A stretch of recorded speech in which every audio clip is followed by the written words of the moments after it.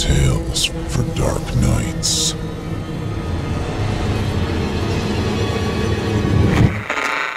Want to make sure you never miss a Chilling Tales for Dark Nights video again?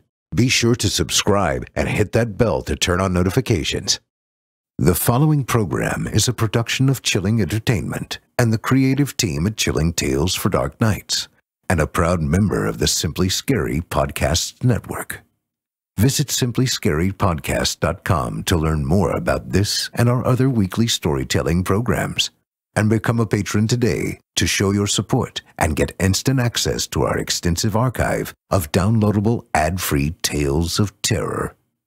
Thank you for listening, and enjoy the show.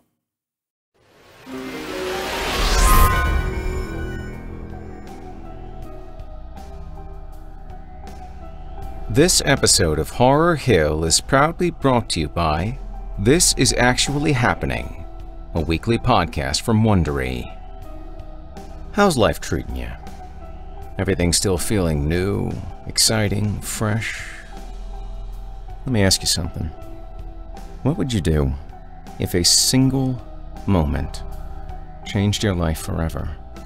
I really think about it. I know that's a phrase that, religious people knocking on the door might say to you that you kind of brush off. It doesn't sound like much to hear it, but if you really think about it, just one single event and everything you thought was so stable got turned upside down. This Is Actually Happening is a weekly podcast from Wondery that features extraordinary true stories of moments that changed absolutely everything for ordinary people. These gripping, riveting accounts are told in first person, so you can experience it through the eyes of those who lived it. One story that particularly caught my attention was that of a woman in Maui who went searching for a healer, but instead endured a truly harrowing ordeal as she went missing for 17 days in a rainforest. I'm not gonna lie, it made me consider hard the things that are important to me in my life, how I take them for granted. Or maybe I shouldn't. Well, most of us have had powerful moments in our lives that have given us the feeling of, well, nothing will ever be the same after this. And that's what this podcast is. This Is Actually Happening explores these moments head-on, with immersive, gripping stories that will have you on the edge of your seat waiting to hear what will happen next. Every week, you will hear a story even more surprising than the last. You can listen to the latest episode of This Is Actually Happening on Apple Podcasts, Amazon Music, or you can listen ad-free by joining Wondery Plus in the Wondery app. Wondery. Feel the story. Thank you for your support of this program and of the sponsors that make it possible.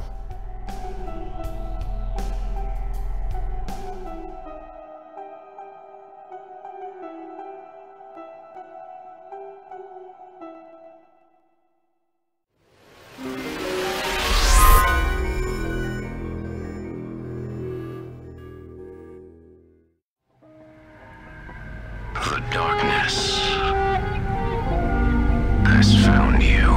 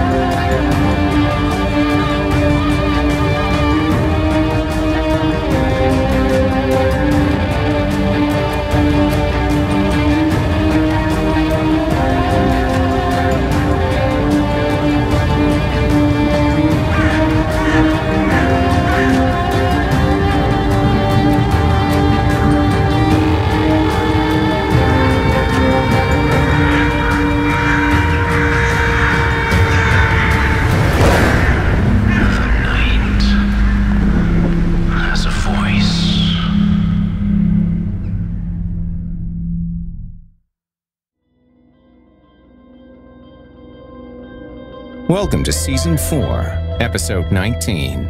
I'm your host, Jason Hill, and I'm thrilled you could join me tonight. Tonight's story comes from Horror Hill newcomer Amelia Mangan, and is a little different than your standard horror fare. But, that ending. Wow. Well, make of it what you will. But the quality cannot be denied. This is one hell of a story. And it has another mummified dog head. Who could ask for more? Oh, and for you aspiring writers out there, pay close attention. This is a story written for narration. As far as I know, this was not the author's intent, but my God, was this easy to read. Perfect pacing. I only had to stop the recording a couple of times, and that is unbelievably rare. But that's enough chatter. Let's do this, shall we? You're listening to the standard edition of this program. If you'd like to show your support and enjoy ad-free versions of this and all our other episodes, as well as hundreds of tales from our audio archives dating back to 2012, visit simplyscarypodcast.com and click Patrons in the upper menu to sign up today to get instant access from our friends at Chilling Tales for Dark Nights. Thank you for your support. Now, allow me to escort you to a place where the sun dies, when nightmares come to life. Just keep your ears open and listen for the carrion bird song, and you'll know you found the right place. Welcome, listener, to the Horror Hill. You haven't found the darkness. The darkness has found you. And now, without further ado, from author Amelia Mangan, I give you I Love You, Mary Grace. There was roadkill all up and down the highway this morning. It is 9 a.m., and sunlight is sifting through the treetops. The lake is still and black and crawling with bugs. Thin grass grows beside it, tamped down by the boots of men I've never met. I am sitting in the hot police cruiser with the windows up, thinking about roadkill, as the sheriff hauls a dog's head out of the water on the end of a fishing line. Maybe there was just more of it than usual, I think. There was a possum and a raccoon and something that was all bloody tubes and hair. Maybe there's more reckless driving going on in these parts these days. Or maybe there was always this much killing going on, but I just never noticed. Ned curses and sweats. He's stripped to his shirt sleeves. His jacket, with a badge pinned to the front like always, like he wants it to be the first thing about him you ever see, is crumpled up next to me on the driver's seat. Light refracts through the windshield and cooks the leather. All the smells that make up Ned Cardew rise up beside me. Beef and hops and dried salt, spicy aftershave and sour coffee. I've been his deputy since I was 21. 9 years of his smell in my nostrils. I'd be able to track him just about anywhere. Ned digs his heels into the muck and strains at the line. Jim Tarrant, who reported the head, stands to one side, shriveled arms crossed, gray face barely curious. I can see the dog's head from here, bobbing on the end of the line like it's worrying at it. One bare tooth flashes in the sun. "Goddamn," Ned spits. Frankie boy, get your ass out of that car and lend me a hand here, will you?" "You told me to wait here, I think. I am waiting here because you told me to wait here. And now I am getting out because he tells me to. And I am crossing the mushy ground because he tells me to. And I am grabbing the line and helping him draw this dog's head toward the bank because he tells me to." Jim watches, unmoving.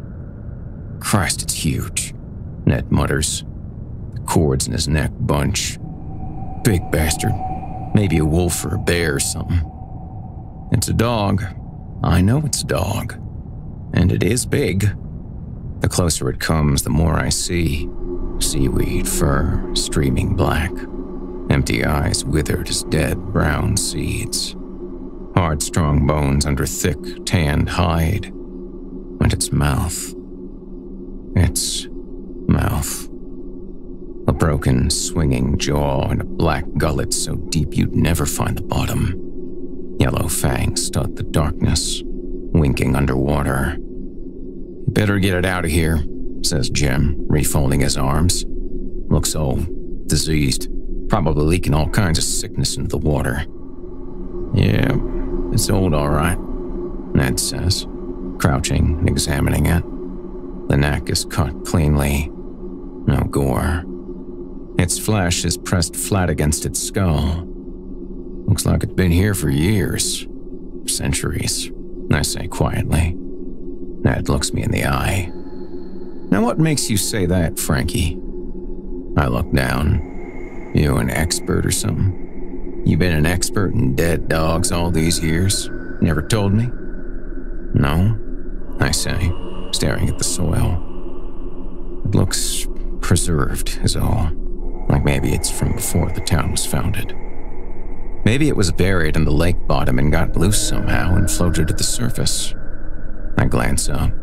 He's still looking at me, so I look at the head. Water drips from a petrified lash, pools in a socket. Like one of those peat bogs you hear about, and with mummies in them. Maybe. "Mummies," Ned repeats. He looks at the head and chuckles. "When I was a kid," Jim pipes up, "people used to say this whole area was settled by dog heads. You ever hear about that, Ned? People from someplace in Europe had heads like dogs." "I heard that," I say. "In grade school, I heard that." Ned squints at me. "Well, ain't you just a font of knowledge today?" I hunch my shoulders, just trying to help. He nods, pauses, laughs. "I'm only kidding you, Frankie. You're a good boy." He reaches out with one hot hand and ruffles my hair, and I relax. Ned gestures at the head. "Let's get this thing in the trunk, huh?" "Sure, Ned."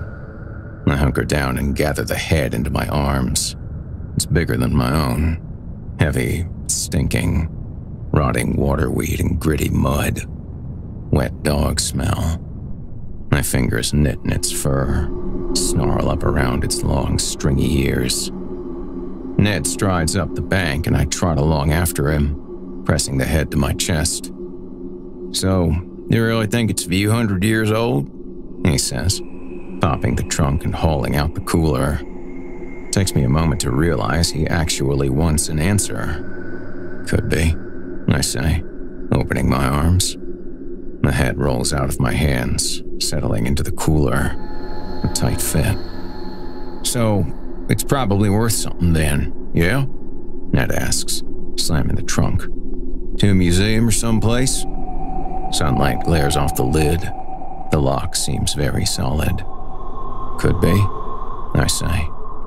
"Could be." "Could be," says Ned, climbing into the driver's seat. "An opinion would be nice, Frankie." "Honestly, Ned, I don't know about these things," I say. I'm avoiding his eyes again. I find myself very aware of my neck, of the way it dips of its own accord nowadays, lowering my head as if it knew no other way to go. "Well, we'll keep the thing in the evidence locker till I get a chance to make some calls." Ned guns the engine and glances into the mirror, back at the trunk. His lip quirks. "Centuries," he says, and shakes his head. "Goddamn." We're moving, heading up the hill, further into the trees. I wind down the window and force myself to breathe the air. Tangy pine and oozing sap. Melted asphalt, laced with roadkill. The trailer squats at the top of the incline, right where the road ends and the woods begin in earnest. We're off Jim Tarrant's property now, in the trees, the real wild trees owned by nobody. This isn't the only trailer in the vicinity. There are a series of clearings like this, and technically, they all make up a park. But that makes it sound like a community, It definitely isn't that. Nobody up here ever talks to anybody unless they have to. I get out of the car and follow Ned up to the trailer's front door. Clothesline is out, like last time, like always. Water beads on fraying elastic, wounded clothing, holes and patches, stitches and scars. The ground beneath is mud. My heart twists every time. Music rattles and thumps behind the rusted tin, hammering piano, drowsy saxophone. A woman's voice taunts and swoons, warning us that if we should lose her, we'll lose a good thing. Ned balls up a fist and knocks. Patient, polite. He knows he'll be heard. The music cuts off. There's a long moment, crystallized in the heat. I can feel breath being held. Maybe it's mine. Ned waits out of courtesy. Knocks again. Chains jangle. Locks click. Mary Grace Hogue shuffles out, bare-legged and blonde and mosquito-bitten. Her shoulders are bare and slumped, dusted down with sweat, and her eyes are turned to her feet, her glossy painted toenails. Cheap polish, a brand new coat, the sticky drugstore smell, a melted plastic candy apple. Ned places one hand on the roof of the trailer, right over her head, and leans in. "Well, how's this morning finding you, Mary Grace?" Mary Grace's eyes dart up, and I see dark, red blood hatred shiver through them. But Ned is very good at looking at people, very practiced. Mary Grace can't match him. Her lids lower again. The lashes fall back down. "Good," she says, very low. "Good," says Ned. "And how's business?" Mary Grace's arms hang limp at her sides, but I see the little finger of her left hand twitch, crooking down like a slashing claw. "Fine," she says. "Fine," says Ned. He nods. Mary Grace raises an arm, scratches at a bite on her wrist. The bite is very red, the skin puckered. Saliva, I know, is a very good treatment for bites. "Well," Ned says louder, "if you don't mind." Mary Grace shudders aside. Ned vanishes into the trailer. I hear him rustling things, emptying things, turning things over, upending Mary Grace's little life. Same as every month. I am left alone with her. "Hi, Mary Grace," I say. She looks up. "Hi, Frankie." Mary Grace Hogue has the biggest eyes I've ever seen and smells better than anything in this world. I think this, as I have thought it for most of my life. Ned grunts. Mary Grace's mouth is a line, set hard as cement. One arm is crossed over her body, shielding it from me. Her forearm is poised in the air, clutching for a desired and non-existent cigarette. Normally, I do not talk to Mary Grace, and she does not talk to me. "We found something this morning," I say. "In the lake, down near the Tarrant place." Mary Grace blinks. "Oh," she says. Something heavy topples inside. She flinches, looks over her shoulder. My head buzzes with heat. "Do you remember when we were in grade school?" She looks back at me. "What?" "What you told me back then, about the town settlers?" Another crash. Her face does not move, but her arm begins to shake. "What about it, Frankie?" Ned reemerges. His footsteps shake the floor. "Okay," he says. "All present and correct. Nothing illegal on the premises." Mary Grace is silent. "Come on, Mary Grace," Ned says, spreading his hands, helpless. "Don't you be giving me that look. You know I gotta obey procedure." We have to keep things honest around here. Her lips convulse, a glimmer of shadowed teeth. Ned coughs. So, he says, guess I'll be on my way then. He stands over her, waiting. Mary Grace bows her head and shoves past him into the trailer. Ned tilts his head. Y'all have a nice chat? I stare at him. Mary Grace returns and slaps a thick paper envelope in Ned's hand. Ned weighs it and nods, tips his hat, turns and saunters back to the car, stuffing the envelope into his back pocket. I look at Mary Grace. She does not look at me.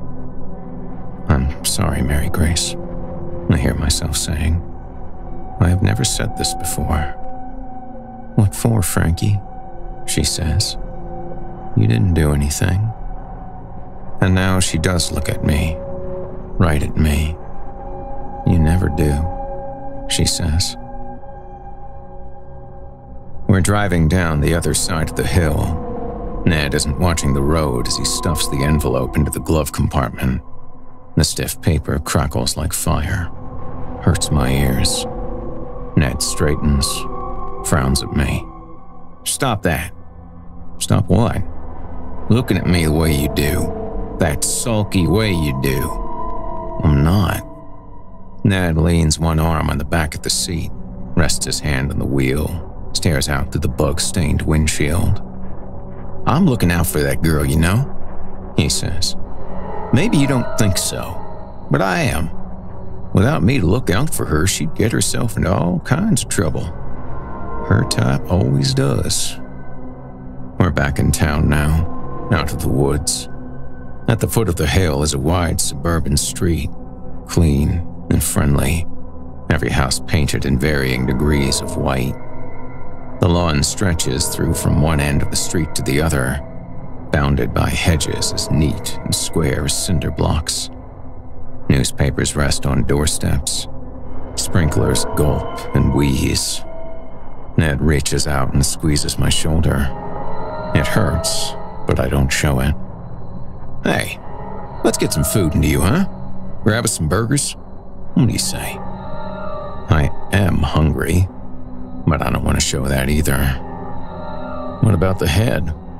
It'll keep. There is a house at the end of this street.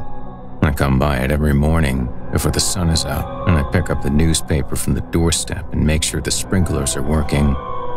I take the mail with me and throw most of it away. I mean, Ned is saying, I don't know about you, but I'm just starving. Probably all the effort, you know? Fetching up that head? Then I'll get me a double. The house is mine. It's been mine ever since my parents died last year. But I don't live there now. I don't ever go in. Maybe some fries, too, Ned says, sneaking a look at me. When the crash got called in, Ned was the one who told me. He took me out. He bought me a burger and we ate in the car, saying nothing. The meat was burned, black charcoal dust bleeding out onto the bun. Sure, Ned, I say. Sure. Ned nods, satisfied. He feeds me. I can't hate him, not so long as he keeps me fed.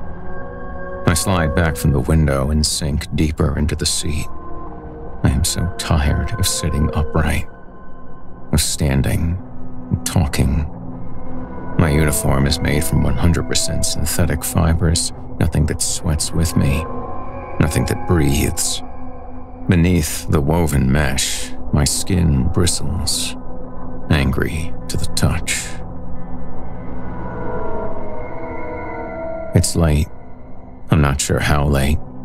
I'm at the station, sitting alone at my desk, surrounded by paperwork and takeout wrappers. It's cold now, as cold as the day was hot. Ice chills the air wafting in from the empty cell. I should go into it, get some sleep. If I go to bed around midnight, get about 8 hours. By the time Ned arrives, I can be showered and dressed and brewing coffee, but he's never the wiser. but all the shadows are off balance tonight. Through the barred cell, I can see the barred window high on the wall. And through those bars, I see the moon dripping with light. The head is in the evidence locker. This is not by any means the first time that I have had this thought. My keys are in my pocket, hot from my skin. I'm burned. Too much sun. I reach into my pocket and take out the keys, and a ribbon of dead, white skin peels back from my finger, drops and coils on the desktop. I am burned like meat. I am burning. I palm the keys and go to the evidence locker. I slide the key into the lock, twist and pull. Wisps of refrigerated air curl out toward me, and there, propped up against the cold metal, is the head. It's bigger than I remembered it. I stored it only a few hours ago, so you'd think I'd remember it pretty clearly, but it is definitely bigger. We tagged it and bagged it, and now it stares out at me from behind a wall of smeared mylar.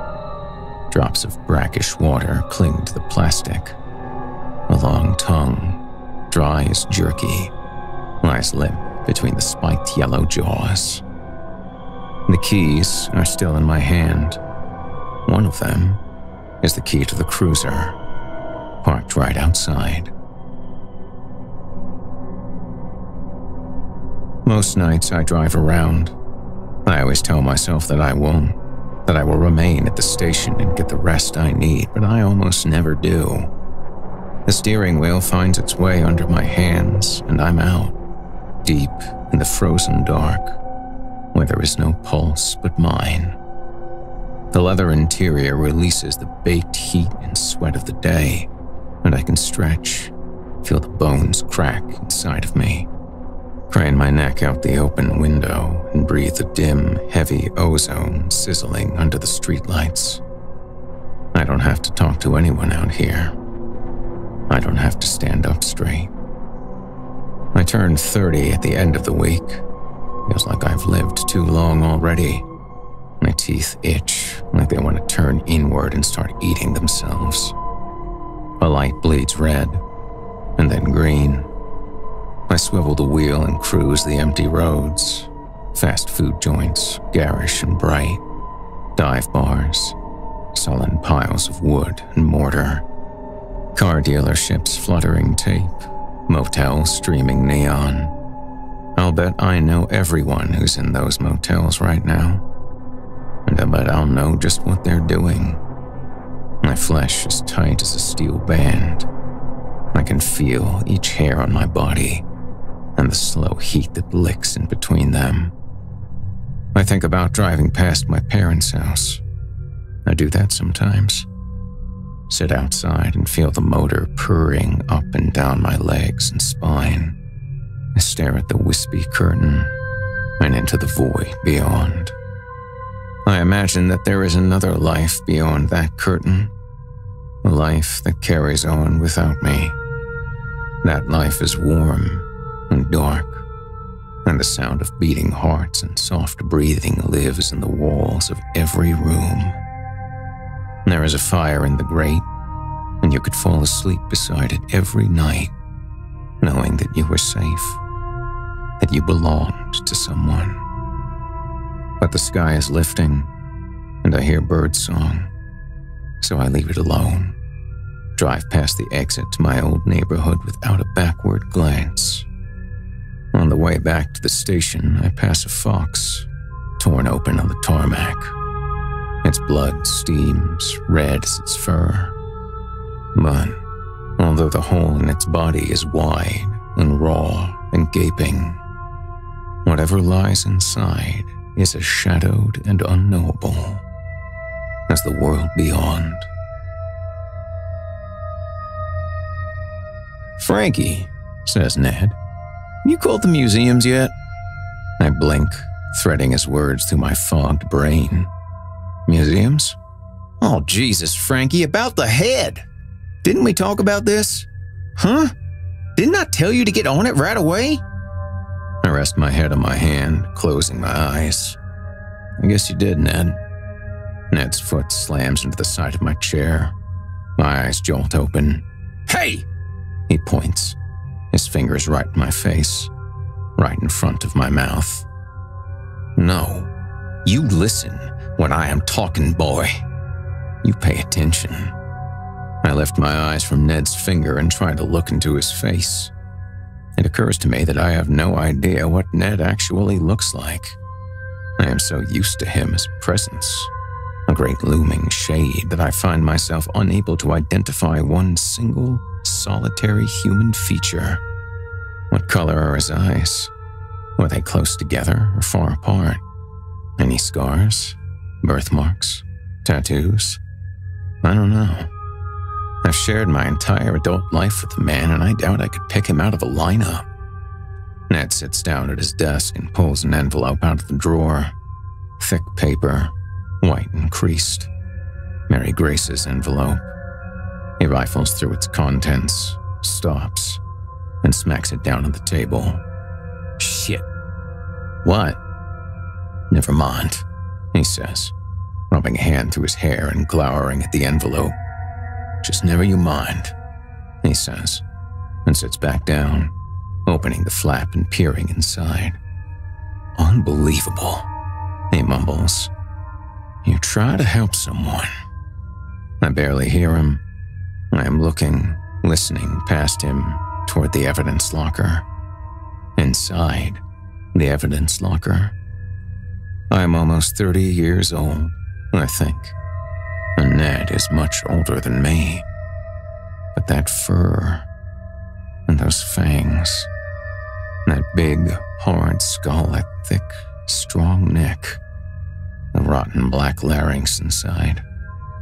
All of that is older than Ned, and anything it could tell me would be older and sharper and purer than anything he could even dream. My mouth is wet, flooded with saliva. I am tired and hungry. I am beginning to understand that I could very well be dangerous. A colder night, a deeper dive, prowling. The red lights hurt my eyes, so I ignore them and drive on through. The windows are down and scent fills my pores. Fried food, burning garbage, possum piss, gasoline, damp fur and dried blood. I check the rearview mirror. The head is in back, tightly belted to the seat. Its smell, brine and wet dust, filters through the wire grill. I couldn't take you to a museum, I think. You would never belong there. Bared and broken teeth glint back at me. I pull my gaze away, and there, sitting on the bench at the end of the street, is Mary Grace, barefoot under the street light, smoke twisting up from a cigarette, staring at the concrete. She doesn't see me, not until I pull up beside her. Her eyes get even bigger than they already are, and she jumps up, throwing the cigarette to the ground.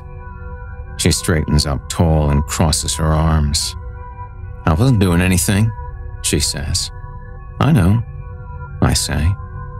It's not illegal for me to be in town, she says. Her jaw is set hard, eyes narrowed to wet, black slashes. I got every right. I can come down here if I want, and there is nothing you or Cardew or anybody can do about it. I know, I say. I just wanted to say hi. Mary Grace shifts. Oh, she drops her arms. Hi then. She looks at the ground where her cigarette lies dead. Oh shit. She fishes around in her pocket and finds another one, loose and bent. She straightens it out, looks at it, and sighs. I don't have any more matches, she says. You got a lighter in there? I do. I pull it from the socket, hold it out to her. She leans in, angles her head next to mine in the close space. Sharp peroxide, chemical flowers, musky perfume, and stale tobacco. Clothes battered by rain and dried out in the sun. Her flesh, the folds of it, breathing in and out. She pulls back and draws in smoke. Her hair is a corona, a sunburst in the failing light. Her acne scars bloom pink. "Thanks," she says. She smokes. I watch. "I don't normally smoke so much," she says. "Only I got a headache. Bad one. Kind of headache you normally only get when you've been crying a long time." A beat. "I haven't been crying, though." "Oh?" I say. "Then, maybe it's the weather." She nods. "Could be. Yeah, could be." Another drag. "That's why I come down here at night, you know? Can't sleep. My trailer, oh man, fucking freezing. I just end up kicking around in bed till dawn, so I come into town and walk around, trying to warm myself up." "Sure," I say. "Makes sense. Get the circulation going." "Yeah, and if it doesn't, at least by the time I get home, I'm too tired to care." Mary Grace fiddles with the cigarette, twirling it in her fingers. "I just hope nobody robs me while I'm gone," she says, and barks a laugh. "Has that happened before?" She studies the sidewalk. "Yeah, well, not much I can do about it." "Well, you ought to get a guard dog," I say. Mary Grace looks at me. The wind rushes down from the hills, gusts trash around the street. "How come you're not home?" she asks. "Sleeping." I lean on the wheel. "I don't have a home." "You got a whole house, I've seen it." "Not a home." "You should sell it then. Go someplace else, I would." I nod. I do think about that. "So? Why don't you?" "Too big of a world. I don't belong to anyone out there." Mary Grace lowers the cigarette. Smoke spirals up her arm, evaporates on the air. Her lips are raised at the corners. Very, very slightly. You'd almost never know. I want to roll around in you, I think. I want to bathe in you. She lifts her chin, jerks it. "Go get yourself some sleep, Frankie," she says. "Go on now." I do as she tells me. On the way back, I see that the fox is still there, mashed into the asphalt. I stop the car and get out. Not a single thought in my brain. Feeling the dog's head watching me as I stoop and pick up a hunk of meat and fur. As I rub it, soft and slow, over my face, my neck, the top of my chest where the hair begins.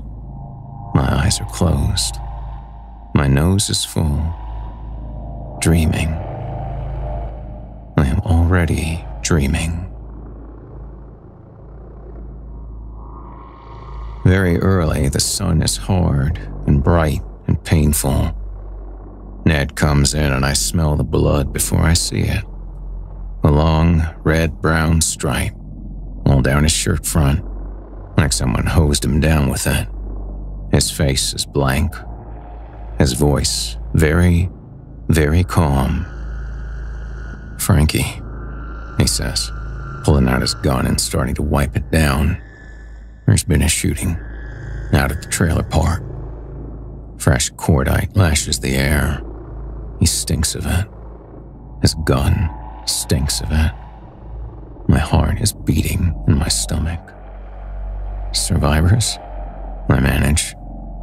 Ned shakes his head slowly, looking at the gun. I wouldn't think so. Ned, I say. What did you... He looks in my direction, not quite at me. You better get up there, he says. Take a look around, call it in, make it official. I get up to leave. Frankie, I look back. Bring your gun. The head is still in the back seat. I left it there overnight. I see it in the mirror and am glad. I wouldn't want to do this alone. The quiet up in the woods is terrible. It attacks me the minute I step out of the cruiser. It is a rupture, a tear. Every bird has flown. Mary Grace's trailer is pocked with bullet holes. I slip a finger into the jagged metal. It scrapes off a layer of dead skin. The door slams open and Mary Grace staggers out, clutching her side. Her face is white. Blood blossoms under her hand, seeping into her shirt. She sees me. "Shit!" she yelps and darts around me, skidding and tumbling down the hillside. Sunlight glances off the car windshield and I catch the dog head's wasted eye. It is staring right at me, past layers of glass and plastic and chrome. Go, its open maw tells me. Go. And I go, smashing down through bracken and fern, churning dead leaves under my feet. My vision narrows, my nostrils gape. I can smell the entire world, every last delicious molecule of it. Mary Grace's blood is sweet and sharp. Red droplets soak into the soil. Ropes of hot spit trail from my jaws. Mary Grace crashes through the last of the undergrowth and down the base of the hillside, and I am behind her, and we are in the suburbs. We are on my street. Pretty houses, pretty lawns, fresh newsprint and flecks of mown grass and water gurgling beneath the dirt. Every scent fills me. Everything tastes so new. Mary Grace is ahead of me, tearing through hedges, racing from lawn to lawn. My knees bend and my spine arches. I am low, close to the ground. My palms brush grass, push it down flat. Mary Grace grabs at her side and stumbles, one foot turning in. She is at the end of the street. She is in front of my house, getting ready to fall to my lawn. I am upon her. I snatch at her as she mashes her hand into my face, and we fall. The sprinklers erupt, hissing a sheen of fine, cold water over the grass. "Get off of me! Get off!" she gasps, clawing at my neck. Her wet hand smears my lips and teeth with red. Blood weeps from her abdomen, reeking of iron and smoke. Cordite. The bullet is still inside her. I cage her with my arms and legs, dip my head, bite into the thin, soaked material of her shirt and tear it away. Water streams from the tips of my hair into her wound. She cries out, clapping her hands to the hole. Her belly is slick with water and mud. I move down, pull my lips back, all the way to the gums. I set the thinnest edge of my teeth against her flesh, and I look up into her eyes and wait. Mary Grace stops thrashing and stares down at me. Her rasping breath gusts over the hills and vales of her body, every bump and curve and swell.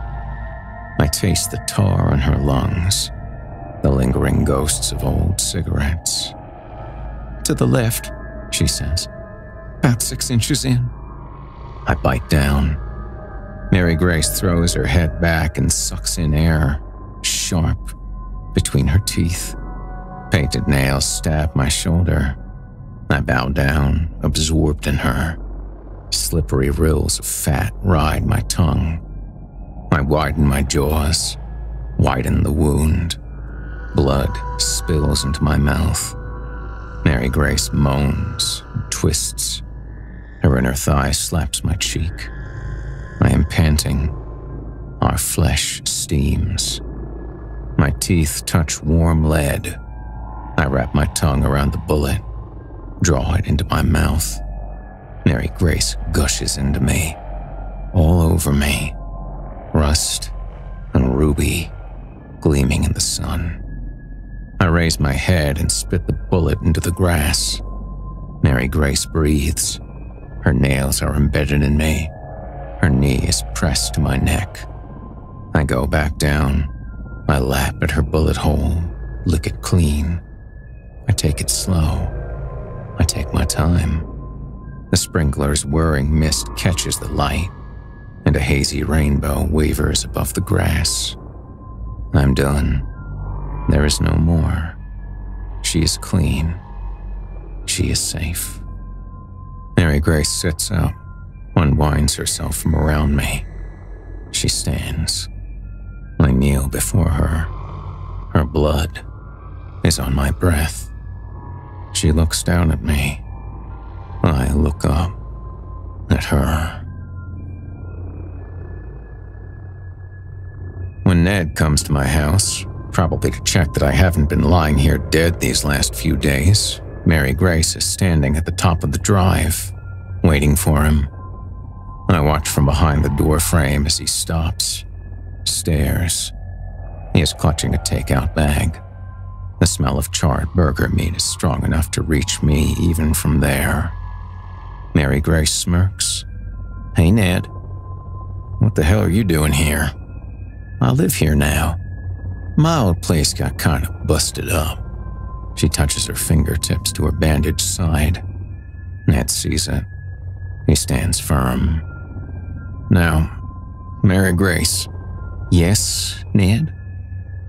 You gotta understand something here. Do I, Ned? Yes, you do. Ned bites the inside of his cheek. I know we had a little altercation. Mary Grace spits. A little altercation? Ned forges on. But I want you to know that I forgive you. Oh, says Mary Grace. You forgive me.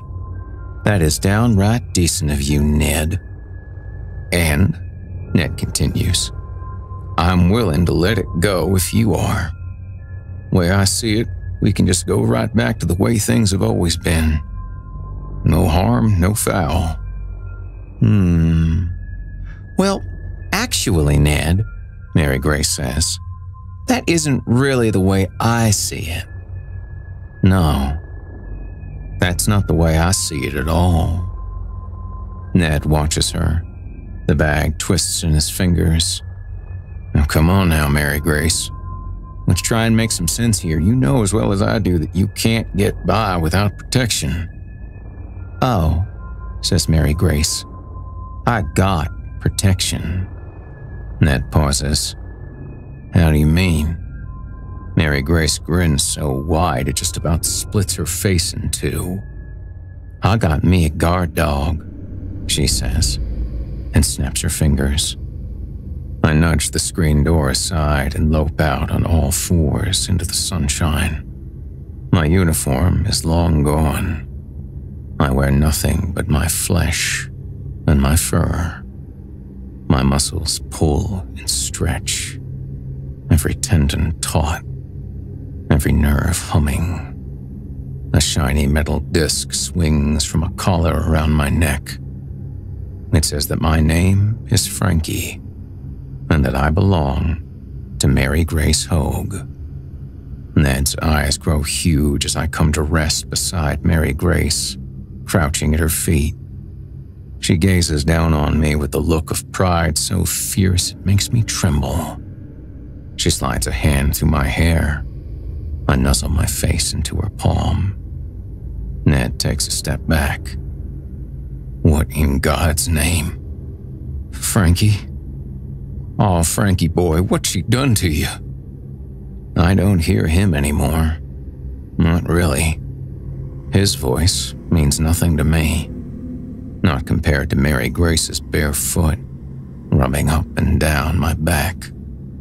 Not compared to this body I live in, listen to, fully inhabit for the first time in my life. I may be just a dumb dog, always have been, but I know what I am, and I know who I belong to. I've got 1,000 years of dog head blood in my veins, and a choke chain around my heart. I love you, Mary Grace, until the end of this world. Frankie, Ned says. He drops the bag. The meat scatters. Frankie, boy, just come on now. Mary Grace leans down. Her lips graze my ear. Throat, she whispers. I feel myself begin to smile. More than smile. My mouth is open and every last yellow steak knife tooth in my head is bared to the world. The growl starts deep in my guts and built up and up. A chainsaw snarl at the back of my throat. Ned backs away, starts to run, and I am moving, sprinting down the lawn, every blade of grass alive beneath me, and hot blue heaven open wide above my head. Mary Grace is laughing and clapping, wild with joy. Ned is running, and I am gaining, and I am starving. My name is Frankie. I belong to Mary Grace Hogue, and today is the day I am born.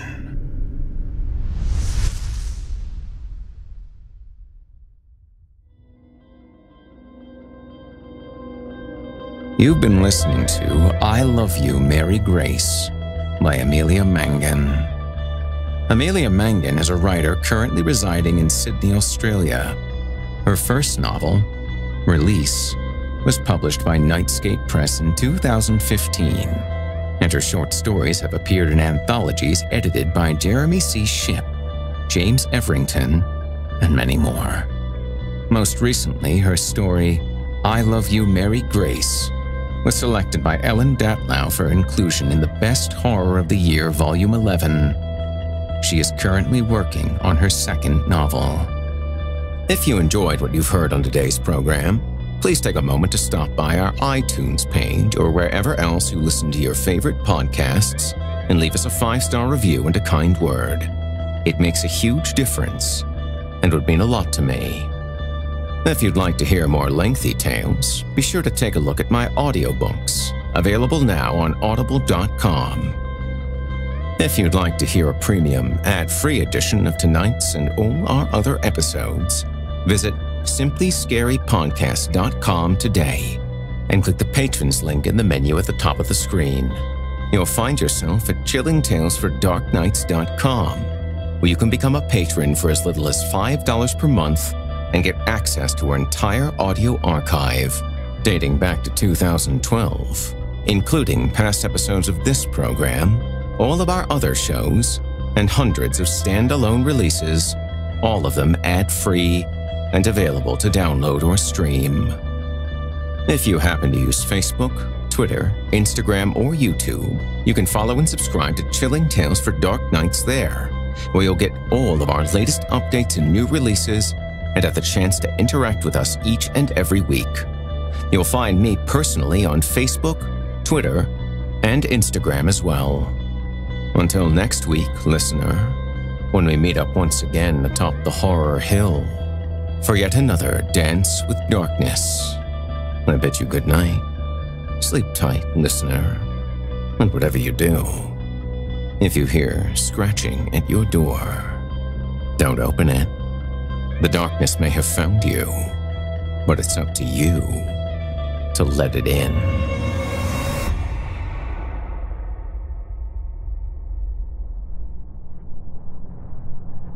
You've been listening to Horror Hill, a production of Chilling Entertainment and the creative team at Chilling Tales for Dark Nights, as well as a proud member of the Simply Scary Podcast Network. Visit simplyscarypodcast.com today to learn more about our network and our other amazing storytelling programs. Tonight's program was hosted and its featured stories performed by yours truly, Jason Hill, unless otherwise noted. Selected stories have been adapted with the kind permission of their respective authors. Sound design, original music, and final mixing and mastering provided by Felipe Ojeda under the guidance of executive producer and director Craig Groshek. The program's logo was created by Craig Groshek, and this week's artwork provided by Omega Black, unless otherwise noted. Got a scary tale of your own that you'd like performed?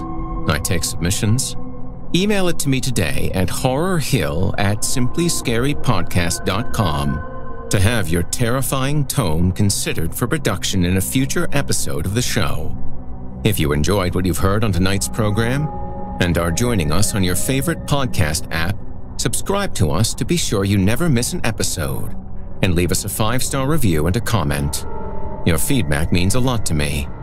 You can also follow Chilling Tales for Dark Nights and Horror Hill on Facebook to connect anytime and get the latest updates. If you're listening on the Chilling Tales for Dark Nights YouTube channel, do us a favor and hit the subscribe button and the bell notification icon to get more spooky tales from me and the crew, and another episode of this program each and every week. And don't forget to hit that thumbs up button to tell us how we're doing, and leave a kind word or a request. If you can never get enough spooky stories and can't wait until next week for more, and haven't already, be sure to check out Chilling Tales for Dark Nights on YouTube for hundreds of free audio horror stories, including more performances from yours truly, and consider supporting us by becoming a patron at chillingtalesfordarknights.com. In addition to helping us out, you'll get exclusive access to our audio archive and ad-free downloads of all your favorite stories, including those you've heard on this program. As for me, I'll be back next week with more frightening fiction to haunt your dreams. Until next time, I'm Jason Hill, and you've been listening to the Horror Hill Podcast. Good evening, and sweet dreams. Chilling Tales for Dark Nights.